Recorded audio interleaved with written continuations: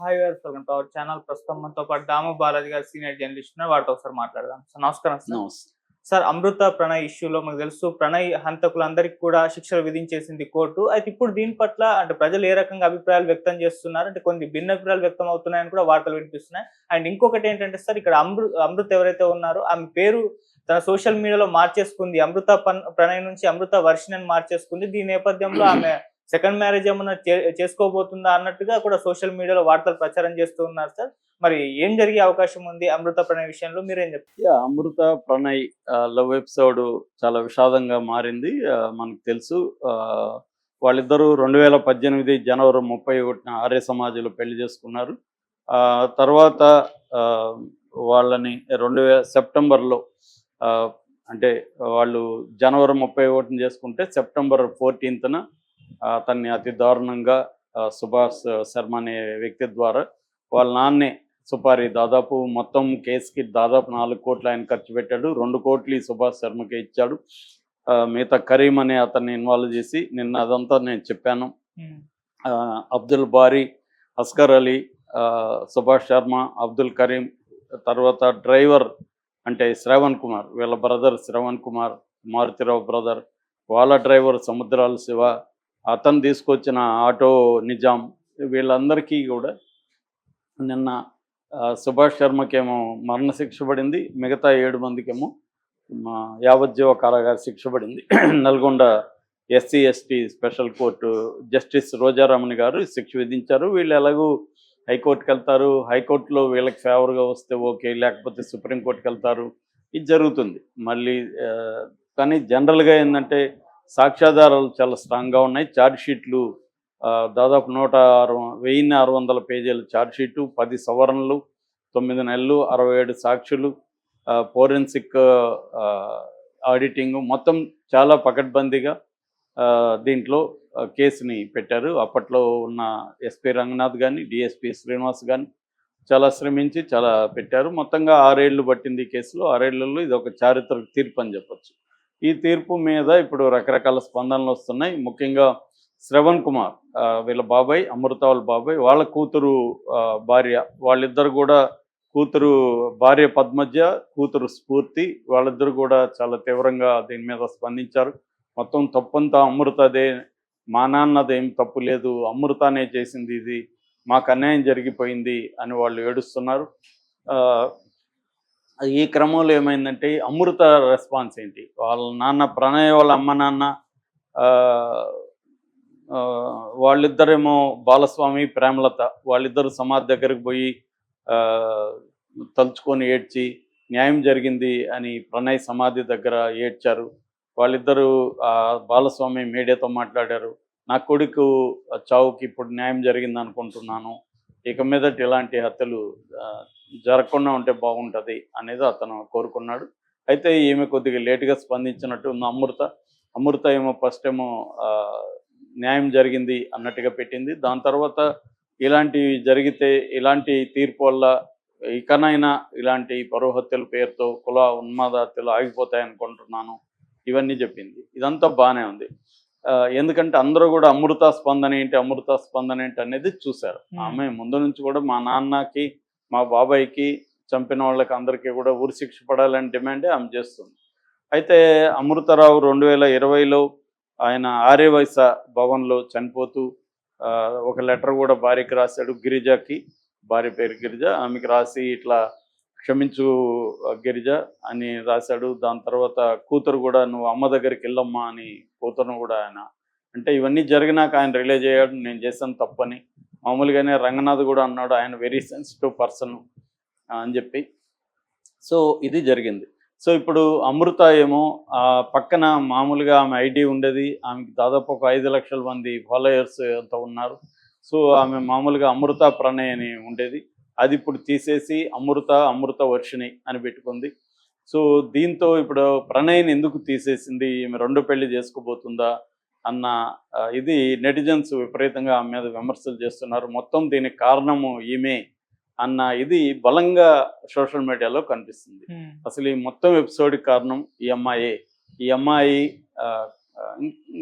కామంతో కళ్ళు మూసుకుపోయి 9వ క్లాసులోనే ఒక అబ్బాయితో రొమాన్స్ చేయడం, అది కళ్ళారా చూసిన తండ్రి తట్టుకోలేకపోవడం, నేను పెంచి నా భుజాల మీద మోసి పెంచిన ఈ బిడ్డ ఇలా చేస్తుందా అని ఆయన షాక్ అయ్యాడు. అక్కడి నుంచి ఆయన కన్విన్స్ చేయడానికి ట్రై చేశారు. ఈ అమ్మాయి రెచ్చిపోయింది. అక్కడి నుంచి వాళ్ళు వదలకుండా డిగ్రీ కంప్లీట్, బీటెక్ కంప్లీట్ వరకు ఉండి పెళ్లి చేసుకున్నారు. అప్పుడు కూడా పోలీసులు ఈయన కౌన్సిలింగ్ ఇచ్చారు.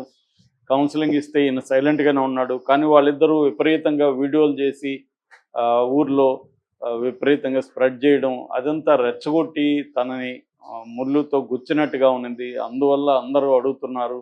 సో దాన్ని ఆయన తట్టుకోలేకపోయాడు. ఇదంతా కూడా వాడి వల్ల జరిగింది. వాడు నా బిడ్డని మాయ చేశాడు, వల్ల వేసుకున్నాడు, నా ఆస్తి కోసమే ఇదంతా వాడు చేశాడు, చేసి ఇప్పుడు కూడా రెచ్చగొడుతున్నారు అన్న ఒక ఆగ్రహానికి, ఆవేదనకి ఆయన లోనయ్యి ఈ నిర్ణయం తీసుకున్నాడు అన్న యాంగిల్ ఎక్కువగా పెడుతున్నారు.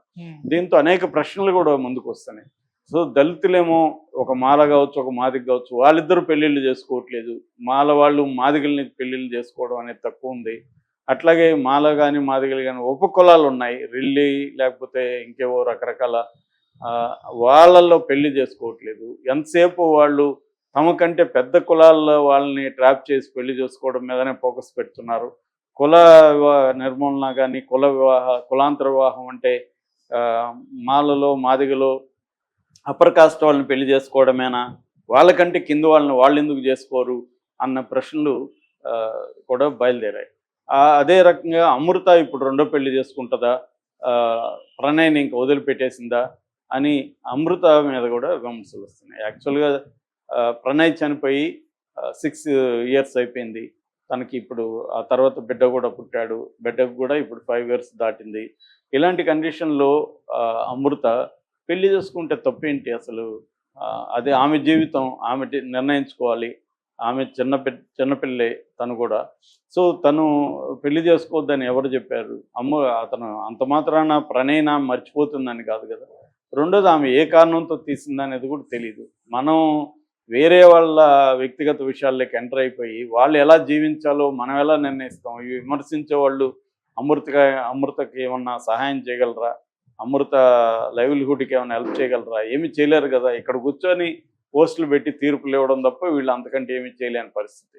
కాబట్టి అమృత రెండో పెళ్లి చేసుకుంటుందా లేదనేది that is her life, her ఇది డిసిషన్. అది ఒక యాంగిల్. రెండో యాంగిల్ ఇక్కడ తప్పు ఎవరిది అనేది ప్రధానంగా చర్చ జరుగుతుంది. అమృతదా, మారుతిరావుదా? గతంలో కూడా మారుతిరావుకి ఎక్కువ సపోర్ట్ వచ్చింది. మారుతిరావు తండ్రి బాధ, ఎందుకంటే ఆయన సెన్సిబుల్గా ఉండడం, రెండోది ఆయన సూసైడ్ చేసుకోవడం, ఆయన ఇంటర్వ్యూలో నా కూతురు 9వ క్లాస్లోనే రొమాన్స్లో ఉంటే ఎలా ఉంటుందో మీరు ఊహించుకోండి అని చెప్పడం, ఇవన్నీ ఆయన మీద ఒక సాఫ్ట్ కార్నర్ వచ్చే విధంగా చేశాయి. అంటే ఎట్లాంటి నెరేటివ్ వచ్చిందంటే, ఒక మాల అబ్బాయి క్రిస్టియన్గా కన్వర్ట్ అయిపోయి ఆ అబ్బాయి రిచ్ అమ్మాయిగా ఉన్న ఈ అమ్మాయిని ట్రాప్ చేశాడు అన్న వెర్షను వచ్చింది. దీన్ని ఏ తండ్రి అయినా ఎలా సహించగలడు అనేది. ఇక్కడ 2 కోణాలు ఉన్నాయి, లీగల్ కోణం, మోరల్ యాంగిల్. లీగల్ కోణంలో నువ్వు ఏ యాంగిల్లో ఆలోచించినా హత్య చేయడం అనేది చాలా దారుణమైన విషయం. సో దానివల్ల ఇప్పుడు మారుతిరావు బతుకుంటే కూడా ఆయనకు కూడా ఉరిశిక్ష పడి ఉండేది. ఎందుకంటే A1 ఆయన, A2 సుభాష్ శర్మ. A2కే ఉరిశిక్ష పడినప్పుడు A1కి పడకుండా ఉంటుందా? A1కి కూడా ఖచ్చితంగా ఉరే పడి ఉండేది వాళ్ళిద్దరికీ. సో అది వేరే విషయం. కాబట్టి ఇప్పుడు ఆయన కూడా ఎందుకు చనిపోయాడు? గిల్ట్ ఆయనకు కూడా తాను చేసిన తప్పని తను కూడా భావించాడు కాబట్టి చనిపోయాడు. ఎందుకంటే రిజల్ట్ ఏమైంది? తన కూతురు ఉంది, కూతురికి బిడ్డ ఉన్నాడు, ఆ బిడ్డకి తండ్రి లేడు, అది తన వల్లే. భార్య ఏడుస్తుంది రోజు, నా కూతురు బతికెలా అయిపోయిందని. కూతురు ఏడుస్తుంది. సో నేనే తప్పు చేశాను, నేను కొంత ఓపిక బట్టి నా కూతురు ఒకవేళ నాకు ఇష్టం లేని పని చేసుకున్నా నేను వదిలేసి డిజోన్ చేసుకొని ఉండొచ్చు. నా కూతురు చనిపోయిందని నేను అనుకొని డిక్లేర్ చేసేసి నా పాటికి నేను ఉండుంటే అందరూ బాగుండేవాళ్ళు కదా అని ఆయన ఆలోచించి ఆ గిల్ట్తో ఆయన ఆత్మహత్య చేసుకున్నాడు.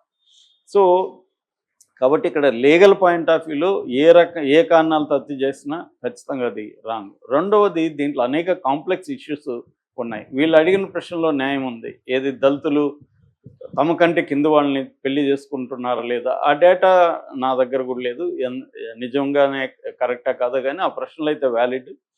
అయితే ఇక్కడ ఏంటంటే ఇక్కడ జెండర్ అండ్ కులం అనేది ప్రధానం. ఇప్పుడు ఈయన అప్పర్ కాస్ట్, అదే అప్పర్ కాస్ట్ ఇంకొకరిని ఒక కమ్మారెడ్డిని ప్రేమించుంటే ఈయన ఇదే విధంగా హత్య చేయించి ఉండేవాడా అంటే చేయించి ఉండేవాడు కాదు అనేది ఎవరైనా చెప్పగలరు.